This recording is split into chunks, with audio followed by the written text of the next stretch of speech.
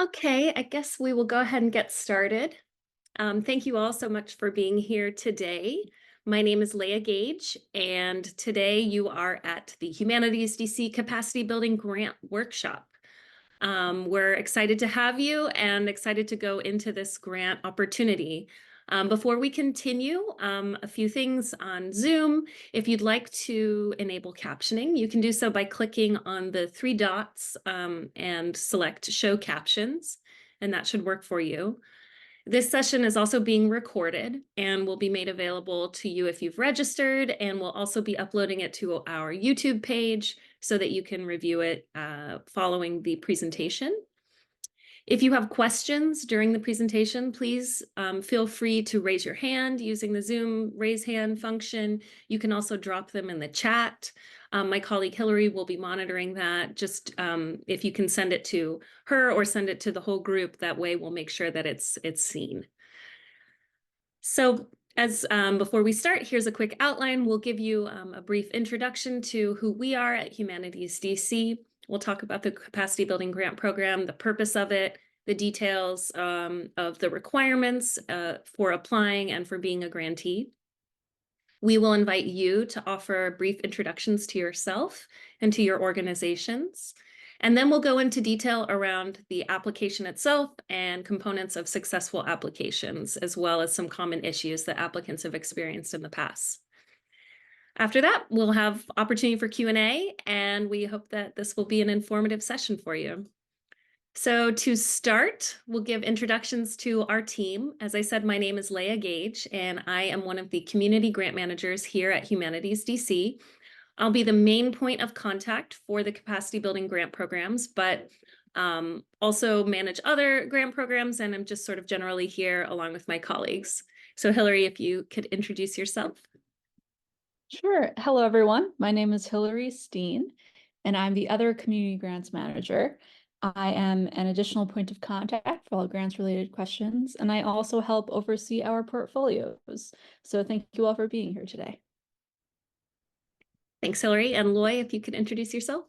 Hello, everyone. I'm Loy Namar, Director of Grant Making and Programs at Humanities DC. Great to see you all. Great. So you can see our contact information here. You're welcome to reach out to any of us, but for capacity building, I would be the main point of contact.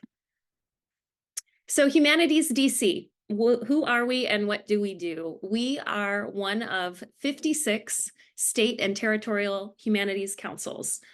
Each state and territory has a council. Of course, District of Columbia is not a state, but we do have a humanities council, and we've been in existence for over 40 years.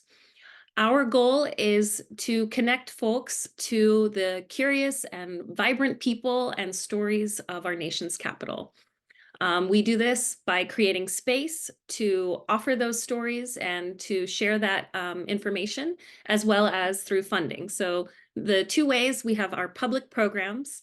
Our public programs are intended to partner with local storytellers and experts.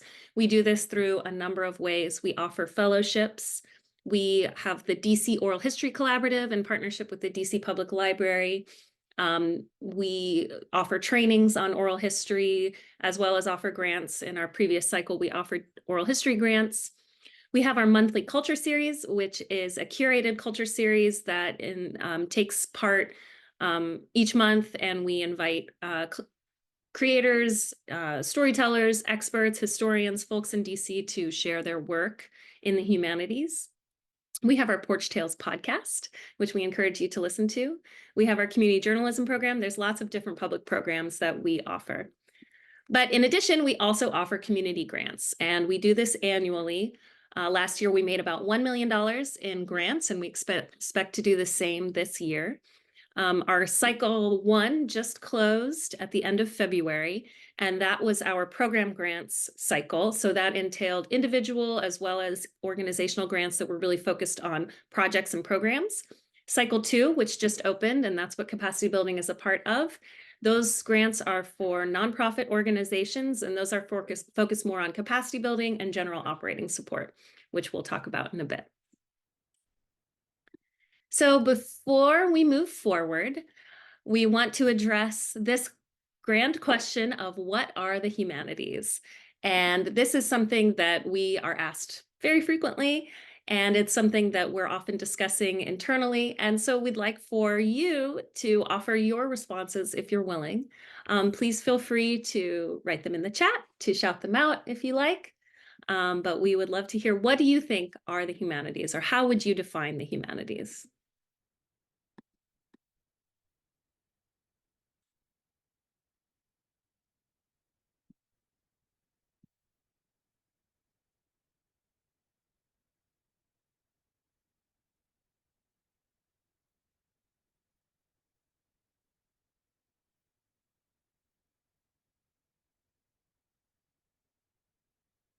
Professor Carson says anything dealing with human society.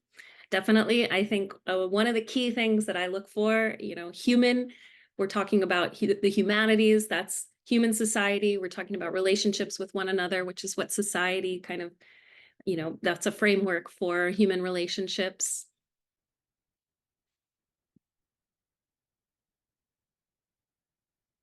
Well, let me share a couple of things that we think about. Elaine, oh, great. I think of humanities with being primarily concerned with arts, history, and culture, and the connections between people. So definitely history, culture, artistic expression, those are definitely tools of the humanities, and that definitely create those connections. So what we think of, and when we talk about the humanities, we use this definition. Human stories allow us to navigate the complexities of our past, present, and future. The humanities help us learn from history and literature, empathize through language and comparative religion, and challenge our assumptions with philosophy and ethics. So that description there incorporates a few of the disciplines of the humanities, thinking about history, literature, language, comparative religion, philosophy, and ethics, but all kind of tied to this navigating of the complexities of human relationships and human stories. The humanities are a compass for interpreting what humans make and what makes us human. Humanities disciplines provide a framework for navigating complex questions and preserving authenticity and culture. And that's something that we're very interested here at Humanities DC. Navigating the complex history and questions of DC and DC's history and DC's residents, preserving the authentic culture of DC, and doing that through various public programs and public projects. I'm also including here the National Endowment for the Humanities definition. This is a long and very comprehensive definition, and it's what we use officially here at Humanities DC. One of the things that I like about this definition is that it really lists the various disciplines of the humanities. So we see the humanities includes but is not limited to the study and interpretation of the following: language, linguistics, literature, history, jurisprudence, philosophy, archaeology, comparative religion, ethics, history, criticism, and theory of the arts, and those aspects of social science which have humanistic content. And so I heard somebody mention the arts, and certainly arts enter into the humanities, but here at Humanities DC, we really don't see arts as humanities, or that humanities are not the same as arts. We certainly can fund artistic expression, and we see arts often as a tool or a conduit for the humanities, a way of expressing the humanities, but we don't fund arts projects just for the sake of art expression or art performance. We may fund criticism or history, and some of our grantees certainly use the arts. But we do not fund performance for performance sake or art exhibition for exhibition's sake. So that's something to think about as we move forward. And if you have questions about that, please feel free to ask. So with that, our capacity building grant program, this is a grant program designed to provide capacity building funding. The funds will strengthen the capacity and sustainability of humanities-focused nonprofits to advance their mission and serve communities across DC. We know that many grantees or grantors rather don't offer capacity building support, and it's something that we're really proud that we're able to do, because we believe in the importance of providing that funding to advance capacity. So this fund supports organizations to be better positioned to produce high quality humanities work in the district. One key is that this is not really a general operating support grant. This is a capacity building grant, and thus applicant organizations must identify specific capacity building projects. And so that could include updating your technology, website redesign, communications and branding work, developing a volunteer plan, basically, any project within your organization that will help you advance and expand your capacity to do your work. This is up to a $25,000 grant, so applicants may request up to $25,000. The grant period during which funds must be spent and the project must be carried out is July 1st, 2024 to April 30th, 2025. Applications are due May 1st, 2024 by 5:59 p.m. This grant is open to DC-based nonprofit organizations with a proven track record of working in the humanities. And we'll talk more about what that means, but thinking back to that definition of the humanities, that's a really key piece of the eligibility requirements of this grant. Also, organizations who have budgets of $2 million or less are eligible to apply. This grant is not open to individuals, nor is it open to informal organizations or groups that wish to apply through a fiscal sponsor. So this is for organizations who have a valid 501c3 status and who are based in DC. We expect this year to award 6 awards through the Capacity Building Grant Program. Last year, we awarded 6 grants in the Capacity Building Grant, and we funded about 15% of eligible applications. So it was a relatively competitive grant program last year. Really quickly, Leah, just to emphasize a proven track record of working in the humanities for this slide. So this means that your organization, a major piece of what you do as an organization must be within the humanities. So instead of doing like a one-off project or something that you do occasionally, the goal of this particular grant is to increase the capacity for humanities-focused organizations. So I recommend that if you're thinking through if your particular organization is eligible for this, to take a look at your mission statement, look at all the programs that you do, all your values, things like that. Definitely. Thank you, Hillary. And so this next slide actually kind of addresses some of this because we know that it can be complicated to think about.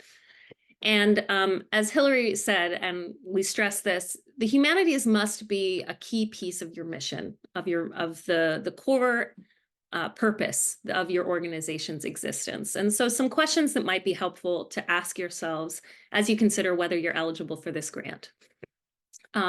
As the organization, right, you're asking yourself, do we use the humanities to help our target audience explore and navigate their place in the community? How do our primary activities help to build connections, answer questions, and tell stories about DC and its residents? Does our work help to ask or answer big questions that help DC residents understand their world and expand critical thinking? Does our work make connections and build empathy across different communities? Does our work help to document contributions to a particular humanities discipline? And again, when we're talking about humanities disciplines, we're really talking about history, anthropology, literature, linguistics and language, could be art history and criticism or appreciation, ethics, philosophy, comparative religion. Those are the disciplines that we think of when we're talking about the humanities. So as you're considering applying, these are some key requirements that applicants must have. As we said, must be a proven nonprofit organization with proof of nonprofit status and a valid EIN number. You must be registered in Washington, D.C. with a physical D.C. address. You must have a physical street address rather than a P.O. box. Also, you must have a UEI number registered with SAM.gov. I won't go into great detail about what that is. We do have information in our FAQ section on our website, but briefly, the UEI number is something that we use to check whether there are exclusions from the federal government on your organization. For some organizations that registered years ago, you may have something called a DUNS number, and the government transferred over to something called a UEI number, or Unique Employee Identifier number. So, or Unique Entity Identifier number, rather. So this is something that you can obtain for free. This does not cost any money to obtain. And you can do it all online, but it does take up to 10 business days. So if you don't have a UEI currently, we encourage you to go through that process before you reach the end of the application stage. You must be in good standing with Humanities DC, and what that means for us is that you don't currently owe us any reports on grants, that you don't currently owe us any funds on previous grants that may be unspent. So if you're not a current grantee, this won't apply to you, but if you are a current grantee, this is something you should think about, making sure that all your reports for this cycle, the 2023 cycle, are up to date. You may only apply to one opportunity this cycle. We offer 2 grant opportunities this cycle, the Youth and the Humanities Grant and the Capacity Building Grant. You may have applied to Cycle 1's grant opportunities, which just closed, and you may even receive funding through that cycle, but you cannot apply to or receive funding for more than one grant this cycle. And lastly, you must have a budget of $2 million or less. So, you know, this is intended for organizations with a budget that is relatively small. Of course, with a wide range within that $2 million. And before I move on, I see a question here. Are language classes considered humanities? Yes, I think that you could consider language classes the humanities, provided that that's something that your organization does in an effort to build community, and to, if it's about, understanding culture through language, yes, I do think that that could be considered humanities.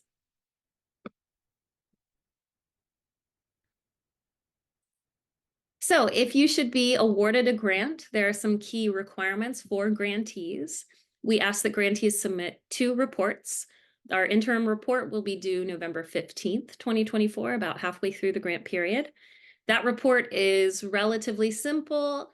We ask for updates on the status of your project that you've identified, and we also ask for you to report the spending to date on your project.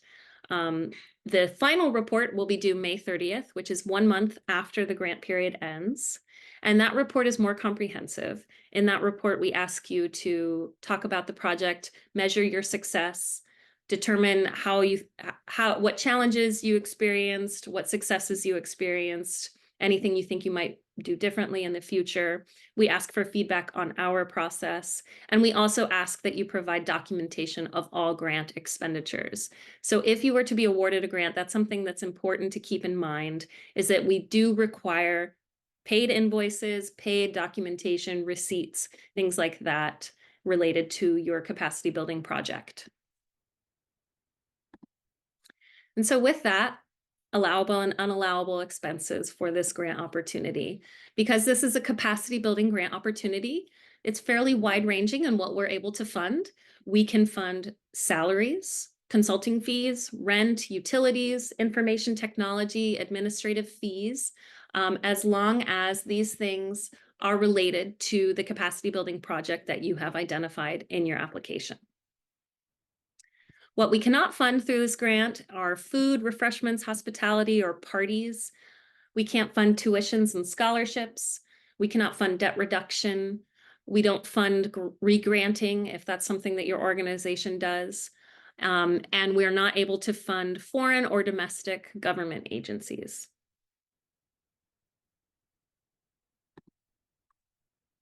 So this year as I said, we made 6 capacity building grants, and I'm offering a couple of examples here to give you a sense of the sorts of things we funded and the sorts of things folks did with these funds. So Corazon Folklorico, that's a local organization focused on preserving the culture of folklorico performance in DC. They received funds to help upgrade the organization's information technology. They implemented Slack and a few other softwares. And then the DC Arts and Humanities Education Collaborative, they got funds also to upgrade their website, and they implemented a CRM system. So, these are some examples of things that you could do to support your organization through these funds. So now that I've kind of given you an overview, I'd like to open it up for questions as well as introductions. If you'd like to share about yourself, about your organization, if you have thoughts on a capacity building project that you're interested in carrying out, anything like that, this is an opportunity for you. So please feel free to unmute yourself or drop information into the chat.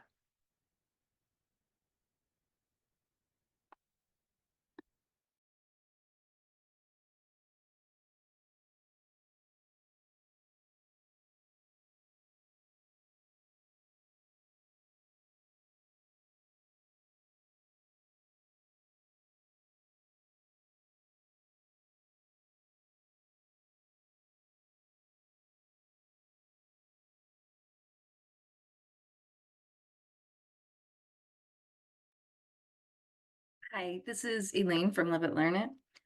And we've been lucky enough to partner with you quite a bit in the past. We're really happy about that, obviously.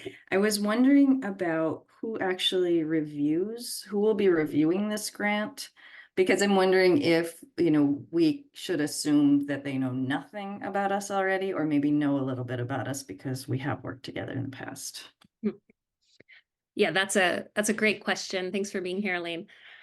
I will talk about that in a little bit. Our review process is fully community member based. All of our grant reviewers are individuals in the DC humanities community or folks who are passionate about this work or passionate about grant work. We have an open application process for individuals to apply to be reviewers. It's a volunteer process. Reviewers typically review about 15 grants over the course of 3 weeks. Once they complete their review process, they receive a $250 honorarium. So to answer your question, I would absolutely assume that folks don't know anything about your organization. We ask that our reviewers stick to the information in the application. They may come in with outside knowledge of you. They may have awareness of the community, but we ask that they really focus just on what's presented in the application. So in your application, you'd want to make sure you're as detailed as possible about your work and the past program work of Live It, Learn It. Yeah, because we on staff do review all applications for eligibility. So before anything is sent over to the reviewers, we see if we can theoretically provide funding to you as an organization. So for example, we require that all organizations are 501c3 nonprofits that are registered in DC. So we would do that check ourselves. But like Leah said, we're not the ones to really look through your application. It is these external reviewers doing wonderful work for us, really reading through every element of your application and scoring. Yeah, great, Elaine. You've been a reviewer before for CAH, so great. And just letting you all know, applicants are also allowed to be grant reviewers if any of you on this call are interested. If you end up applying for a capacity building grant, you would not be reviewing applications in capacity building. But if you still wanted to get involved in one of the other grant programs and review other kinds of applications, you are more than welcome to apply yourself. And more information is on our website, and that link is now in the chat.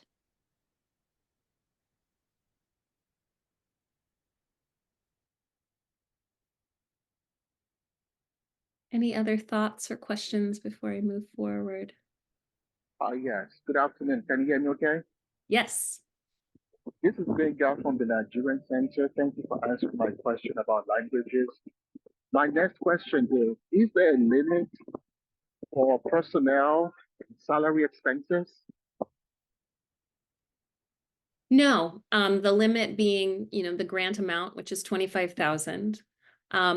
As long as it's apparent that the, personnel costs are related to the capacity building project that's identified. So that could be hiring somebody, that could be, hiring somebody to do something that will expand your capacity, but you would just want to explain that in the application. And salaries usually make up the bulk of many of the budgets that we see. So don't be scared about putting money into salaries. Like we want you all to get paid appropriately.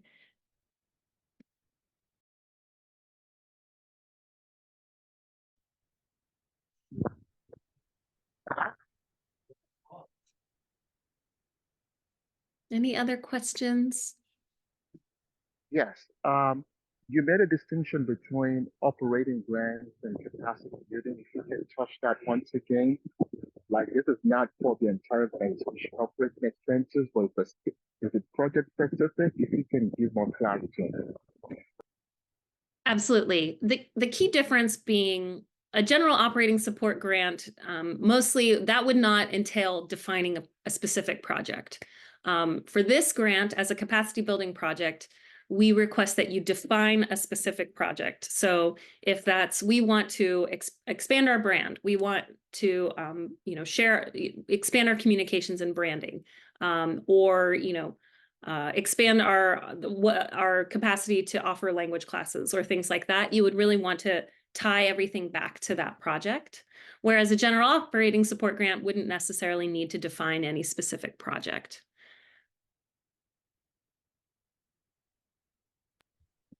Thank you. Mm-hmm. Yeah, capacity building is about like how can you get one step closer to achieving your mission? So what is something that you have wanted to do as an organization for a long time that would help you grow as an organization and again get one step closer to achieving your mission? So we definitely encourage you all to think big, think creatively, as you think of a particular project for this kind of grant. I see a question from Aisha. Can you apply if your nonprofit has not been fully approved? So I'm assuming that means that you're in the process of registering your nonprofit. And at this stage, no, you would need to be fully registered. You would need to have your IRS determination letter and your EIN number issued in order to apply for this grant. At least by May 1st, the deadline.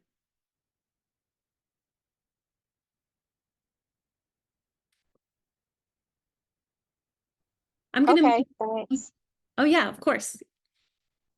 I'm going to move forward, but please feel free to drop questions into the chat or unmute yourself and just interrupt me. So let's talk a bit about the actual criteria for reviewing these applications. We weight each section of the application slightly differently as the reviewers consider their scores. So the first section being the organization's profile, and this is the greatest amount. This is 50% of the total score. Reviewers are looking for the following. The applicant organization has an explicit mission and track record in the humanities in DC. The applicant clearly defines and demonstrates an understanding of their core audience, and you will be asked to identify your core target audience as an organization. The applicant's programming is responsive to the needs and desires of that core audience. They describe how they define and measure success and demonstrate that their programming has been successful. So again, that would be something that you would define. We're not looking for anything in particular there, but what we are looking for, what our reviewers are looking for, is that this is something the organization has thought about, that they're thinking, okay, how is our programming going to make an impact? And how are we measuring that impact? How do we know that our programming is working the way we want it to?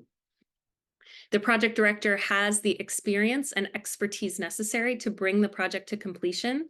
So the project director, we'll talk about that when we go through the application, but that will be the individual who manages this capacity building project and sees it through as related to this grant. So, you know, that there we're looking for information about who the project director is, what their past experience is, and making sure that they're well positioned to see the project through to success. And lastly, other team members and collaborators defined are clearly identified and explained as necessary. So this your project may incorporate other team members and it may not. If it doesn't, that's okay. You won't be dinged for that, but you want to explain how it is that this capacity building project can be carried through to completion with just the project director. Or if you're incorporating other team members and collaborators, what is their role? Being very specific and detailed about that information in the application. The next section is community outreach, access, and inclusion. This section is worth 20%, and this is a narrative section. The applicant clearly defines and demonstrates an understanding of their community they serve. The applicant has programming and services that are inclusive and accessible. So when we're talking about inclusivity and accessibility, we're thinking about financial, geographic, demographic, cultural, and physical inclusion and accessibility. We know that not all nonprofits must comply with ADA laws, and that's okay, but we are looking for you to talk about that talk about the fact that you've thought through how accessible and inclusive your programming is as an organization, and that you're taking steps to do so. The applicant's leadership and staff represent its core audience and the community it serves, or the applicant describes a reasonable plan for doing so, for ensuring that the organization's staff and leadership reflect and represent your core audience. And lastly, the applicant describes effective methods to reach and engage your target community. Here, we're looking for the fact that you've thought through, yes, we have this target community, but how will we reach them? How will we market our activities to those folks, et cetera. Then the next section is project depiction, feasibility, timeline, and goals. So here, this is where you describe your actual capacity building project. You've provided a clear and detailed description of the proposed project, and it is clear how this project will advance the organization's capacity to achieve its mission. The timeline is within the grant period and is feasible. So you've defined a timeline for taking this project from start to finish, and that it seems to make sense and is reasonable to the reviewers. The achievable goals or impacts are described, and the applicant has a clear plan for assessing how this project will contribute to the organization's capacity to achieve your mission. So again, this is thinking about measuring the success of this particular project. And then the last piece is the budget, which is 10% of the total score. And here there's a table and a narrative description, and you will be defining how funds will be used, and that all expenses are directly tied to the proposed project activities. And budgeted expenses are allowable. So going back to what we talked about, making sure that these expenses are not for food, are not for fundraising events or hospitality events, rather. They're not for tuition, debt reduction, things like that. I see a question here from Kelly. How large or small are the character or word limits for these sections? It's a lot to explain. Great question. We're going to go into the application actually right now, and I will show you because we do have the character limits listed in the application itself. So first, I want to just show you Foundant. Foundant is the grant management system that we use. It's an online system for accepting your applications and reviewing them.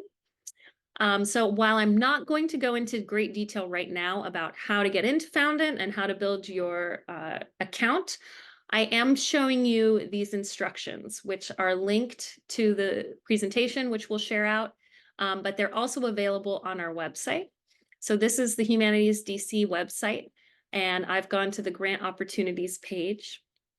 If you scroll down here, you'll see, first of all, at the top, we're linking the 2 grant opportunities which are open currently, as well as the due date and time.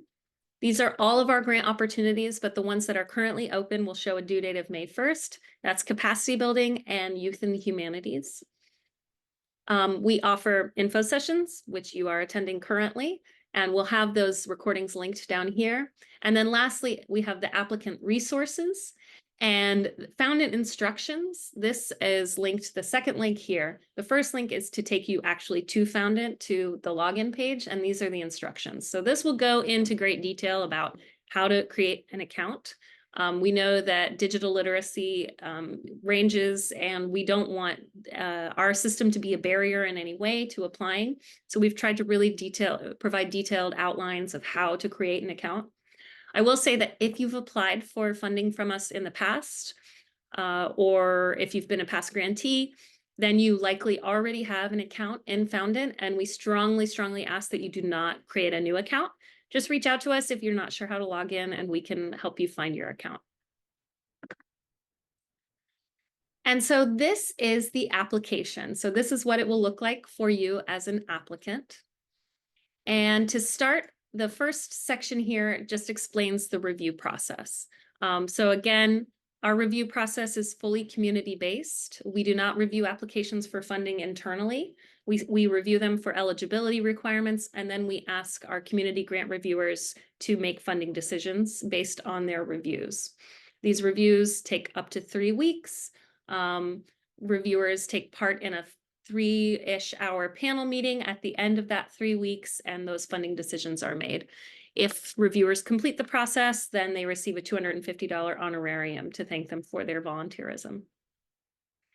So this first section, we're asking very basic info about you as the applicant org, where you're located by ward, and how you learned about us. This just helps us to know if we're achieving our target audience. Organization profile. This is, again, the 50% of the total scores. So this is the highest scored section.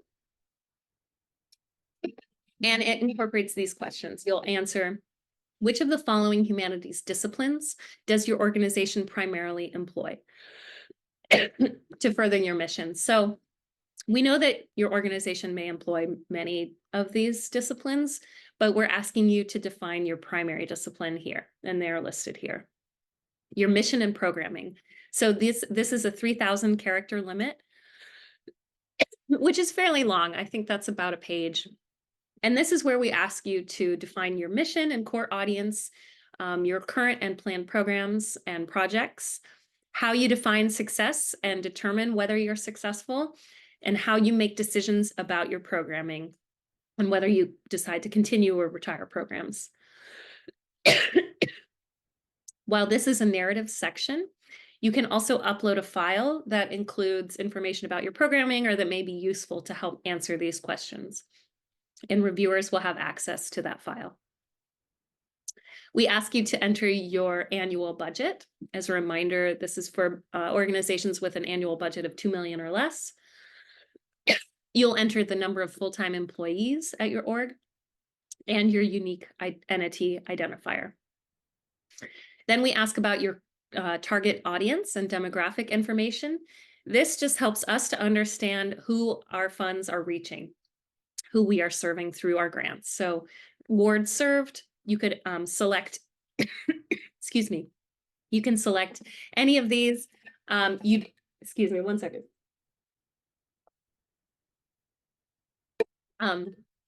So this is a checkbox, so you can select multiple wards. If you reach the whole city, you can select all of them. If you're only defined to one ward, that's okay. We really just want this to accurately reflect who you serve. We ask about the age range of your target audience. So if it's just general population, you can enter that, or you can select certain age ranges, the race and ethnicity of your target audience. And then if you select race or ethnicity not included, you can enter more information here. Next, we're asking about the project director. So as we mentioned, this is the person who's kind of overseeing the project as related to the grant. And we ask for your identifying information, a resume, a description of prior work, as well as a section to enter team and collaborators. So again, this is where you can speak about potential collaborators, other folks on your team at the organization who might be working on this project. We ask that you really are detailed in defining who these folks are and what their role will be in the project. And that is the 50% section. And I see a question, must it be a resume or would a bio suffice? So sure, if you would rather just upload a bio that you feel explains in detail your past experience, that's okay. Just keep in mind that our reviewers will be looking for as many details as possible to understand your prior work and understand how the project director, their experience is relevant to carrying this project out.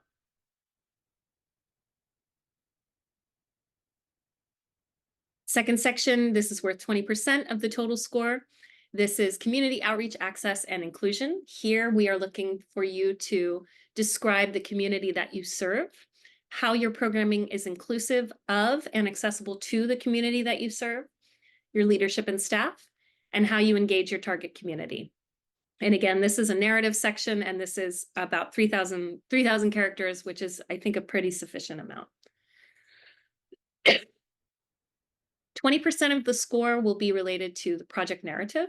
So this is where you're actually describing the capacity building project. Up to this point, you've really been talking about the organization itself. Now we're focusing on the capacity building project.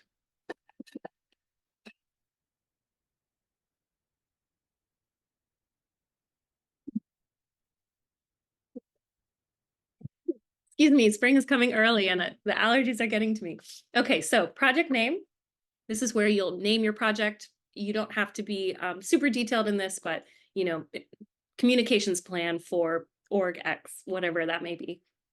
The amount requested up to 25,000. Project type, that's capacity building project. You just select that. You'll describe the activities that you plan to carry out as part of this capacity building project. The timeline, you'll want to be very detailed about the milestones that you're aiming to hit to complete your project. You don't necessarily need to enter specific dates if you don't have them yet, but being specific about, as specific as possible, really, so that our reviewers can understand that this is a reasonable timeline and that you've really thought through how you'll actually carry this out and how much time each step will take. If you'd rather upload a visual representation of your timeline, you can do so here. And then the last section on project narrative is measuring success. So this is, as I mentioned, how you will define your desired goals and how you will measure against them and making sure that your project is achieving those goals. And really quickly, Leah, Yeah. around measuring success, just be aware that we're asking you to determine how you view success yourself. So if you are trying to do, let's say, a website redesign, for example, and you think that measuring success is a certain number of hits on your website, a certain number of people would, look at your website every month or whatever. If you think that's the best way to measure success, then go for it. If you want to look at other quantitative elements, qualitative elements, etc., that's totally fine. So it's just up to you to determine how you think about success and how you plan on measuring that success. So there's definitely some flexibility with this question. Great. And then the last section is the budget table. Now, this section is only worth 10%, but it can often be an area that folks get tripped up. So you want to just go into detail. This is what it looks like. This is the budget table. We have multiple categories listed here that could relate to your project. You may not include all of these in your project. You may not have to list supplies. You may not have to list travel. That's okay. We're not looking for you to fill this entire table out. What we're looking for is that you've thought through and defined, we know we would apply of the 25,000 this much to this section and this much to this section. So that's what you would enter in this first column. The second column is if you have additional funds that will be used for this capacity building project that you know you'll use that come from another source. This is not required. We do not require matching on this grant, but if you feel like it will be helpful to explain, maybe this is a 40K project and you feel like you want the reviewers to understand that you've thought through how you'll actually get it complete, and you know that you have additional sources of funding to support this grant, you would enter that here. And this will total, this will sum at the bottom automatically. And I see a question, if hiring a consultant, would we list that fee in other or in salary and wages? That is a great question. And my answer to you is, I think either would work as long as you're explaining it in your budget narrative. So that really depends on how you would define salary and wages at your organization. If you feel like it fits better in other, that's totally fine. Just make sure that that's well explained here in the budget narrative. So this table gives quite a bit of information, but it doesn't give a lot of details. And that's why we include this budget narrative section. This is where you can really explain, and we strongly encourage you to be as detailed as possible in your explanations, how much each of these, what these line items represent. If you've entered 10,000 in supplies, what are those supplies? Why do you need those supplies? If you've entered facilities rental, salary and wages, things like that, explaining how those expenses relate back to the project that you've defined.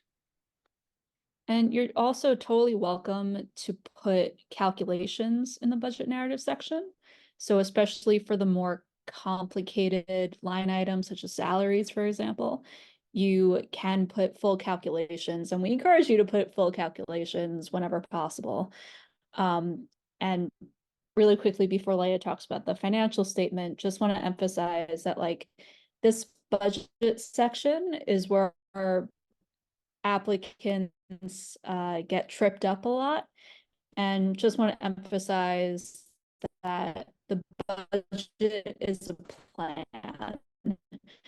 It is totally okay that you don't have how much everything will cost, but we ask for you to put as much detail as you possibly can at the time of applying. So we understand that things might happen during the budget period, that things might cost different from what you actually put in your application. New costs will arise during the project period. So just keep in mind that the budget is, but don't worry if you're not 100% sure of what something will cost months from now.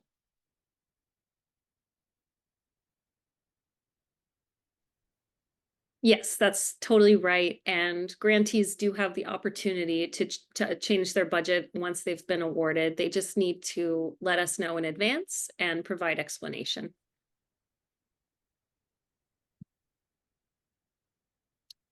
So the last thing in this section is the organization's financial statement. So here we request your most recent audited financial statement. If you don't conduct an audit as an organization, then you would just provide your organization's most recent annual financial statement. This section, the appendix, this is where you can upload additional supporting documents, things that you feel might help to explain your organization's work or explain your capacity building project.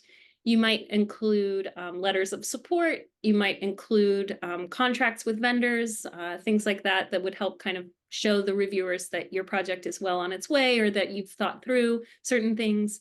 This is not required, and many applicants don't include things here, but this is an opportunity if you'd like to. There's also a narrative section here. And then the final piece is your signature. So this signature is collected electronically. You would type your signature into this box here with your title. It's just important that the signer be an executive officer or somebody who has signature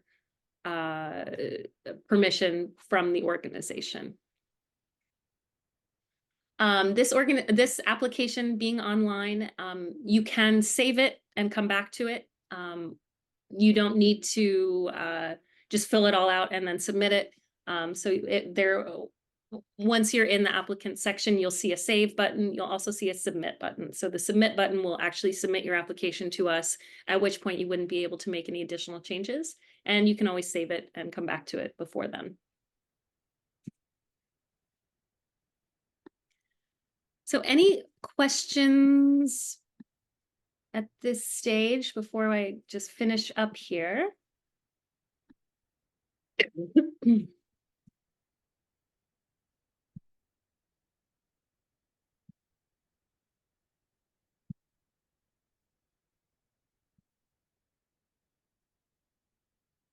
Okay, I'm not seeing any questions, so we'll continue just to share some components of successful applications. And I feel like we've really hammered this home, but that the humanities focus is very clear and well explained, that it's obvious that your organization has a track record of working in the humanities and that it's central to your work as an organization. Sorry, and I do see a question here about the budget. So other than budget, no financials are required. So regarding for the project itself, we don't require any additional financials. The budget and the budget narrative should provide that detail, but we do require the audited financial statement or the most recent financial statement of the organization. So, regarding your project, we don't require additional. Would a 990 work? I believe so, but let me get back to you offline. Yeah, okay, we don't, yeah. So yeah, if your organization doesn't have audited financial statements, we know many organizations don't, a 990 should work.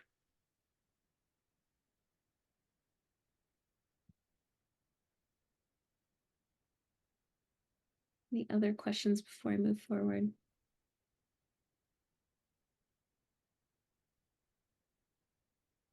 Okay. So again, components of a successful application, that humanities focus, it's really clear and well explained, and it's apparent to the reviewers that there's that proven track record of working in the humanities as we've defined it. Detailed and clear responses that address each aspect of the question. In the application, we really tried to make it clear through bullet points what we're looking for. And so ensuring that your response, your narrative response actually addresses each of those points. The capacity building project is well defined, and it's apparent to the reviewers how this project will build the organization's capacity to carry out your mission. The timeline is feasible. We talked about identifying milestones, making sure that you've thought through. We know, if you're building a website, that takes a while. So you've thought through, okay, this is where we go through the planning stage. This is where we go through implementation. This is where we go through testing. This is where we maybe evaluate how well we've done, including all those pieces in your timeline and making sure that it's detailed and within that grant period. That you've provided a thoughtful response on how you will measure success, so that it's clear that you've thought about what success looks like with this project and how you'll know that it's successful, and that the budget clearly corresponds to the defined project and your expenses are well explained in that budget narrative. So again, you've entered 10,000 under salary, you've explained who's receiving that salary and why that's related to this capacity building project. On the flip side, some common issues that we've seen: applicant does not provide sufficient detail. Again, reviewers are community members who come into our process and they may not know your organization in the past. And we also request that reviewers really just focus on what's in the application. So being as detailed as possible, explaining acronyms if you're using them, trying to think about, nobody knows who my organization is and nobody understands this capacity building project. Let me explain everything that that person will need to know in order to understand that this project is feasible and will be successful. The other thing is that applicants may not read the RFP, that's the request for proposal, or look at the application questions ahead of time. And so they can get up to the very end and they're about to submit their application and realize, we didn't know we needed a UEI, or, oh, we didn't realize that this was essential. So making sure that you've gone through the RFP and that you've reviewed the application questions beforehand. Many applicants work on their applications outside of Foundant, and that's totally fine. We include all of the application questions on our website. There's a PDF that you can download and you can see them and work on them in Word or another word processor. But making sure that you've reviewed those questions in advance is really key. And then lastly, we had issues even last cycle where applicants waited until the very last minute to click submit in Foundant. Foundant is an online system that we don't control. If there are issues with Foundant, you can always let us know and we can usually troubleshoot very quickly. But if you wait until 5:58 on May 1st to click submit, then we may not be able to help you out in the time that you need. So we really strongly encourage you to not submit at 5:58, that you at least give yourself an hour or so to troubleshoot if there are issues. And we will be available, we will be ready for you on May 1st in case there are issues, and we'll address those as needed. I see that Hillary entered the RFP and the capacity building grant info into the chat. And since I called it out, I just want to share it because I think that's really important information. So here, again, our grant opportunities page, if you go to the capacity building grant opportunity and scroll down here in the right is the applicant resources. And the request for proposal is that very first link. And this document is a 9-page document. There's a lot of text here, but I strongly encourage you to read it through before you've applied. This presentation is intended to give an overview of this grant and to give you details about the application, but we don't go over everything. And so reading this request for proposal will make sure that you're hitting all of those requirements before submitting your application. But also this grant page here has good information for you about this grant opportunity as well. And it also includes this link to sign up for office hours, which is both here and there. So we do offer office hours. You would meet for 20 to 30 minutes with myself or with my colleague Hillary to talk through your project, to ask questions about whether your organization is eligible for this grant opportunity, to think through certain capacity building projects. That's time that we make available to you for one-on-one discussions that might be easier to address in a conversation. So that concludes the presentation, but I'd like to open it up for questions or comments or anything if folks have, or if I've missed anything and my colleagues wish to jump in, please feel free.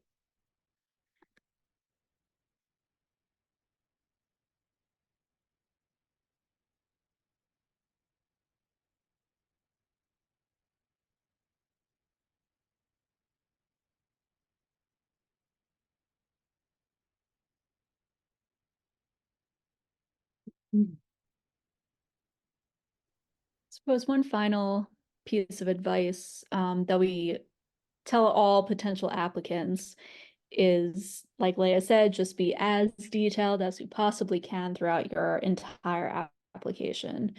It is okay if you don't have all the answers at that point when you actually submit your application, but have whatever information you have at the point of submission on the paper, because that is really what the reviewers are looking at, what you actually write about your application.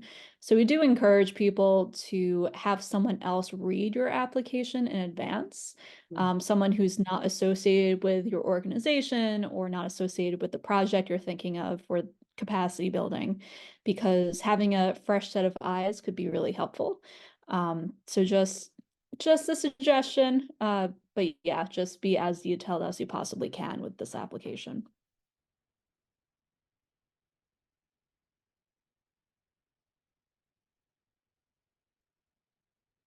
And Kelly, I see you have a question. Are reviewers trained before reading so they understand the definition of humanities? So the answer is yes, all reviewers are trained.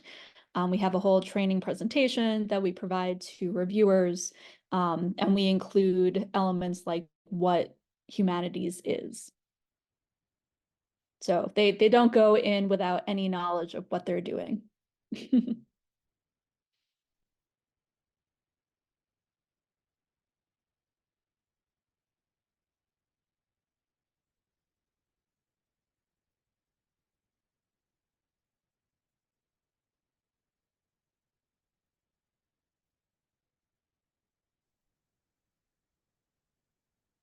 Great. Well, thank you very much. Thanks, Elaine. Thank you. Thanks to all of you for being here.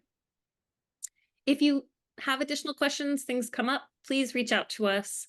Our email, dc.org, grants@humanitiesdc.org. That's a quick way to reach both Hillary and myself, as well as Loy. We can respond to your question as needed, but you can also find all that info on the website, sign up for office hours.